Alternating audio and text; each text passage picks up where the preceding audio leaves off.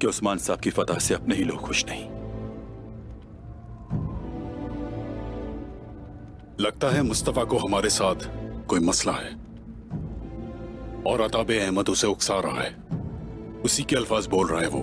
जो भी हो, हमें उनके बारे में मुहतात रहने की जरूरत है, और इसके बरक्स कुछ करें तो यह मुनासिब नहीं है। आप सब समझ गए? आग तैमूर, डाकुओं की वजह से हम कारवां कोनूर के साथ सऊद ले जा रहे हैं। मुस्तफा और अहमद हमारे साथ होंगे और तुम अली साहब के साथ। उस्मान साहब हमेशा कहते हैं अजीम का साथ अजीम के साथ होता है, और तुम मेरे शहीद भाई गुंदूस के बेटे की हैसियत से बहुत ही ज्यादा अजीज हो आग तैमूर। मेरे वालिद और चाचा जैसा बनने के अलावा मेरा और कोई मकसद नहीं। अपना फर्ज जरूर अदा करूंगा मैं। शुक्रिया।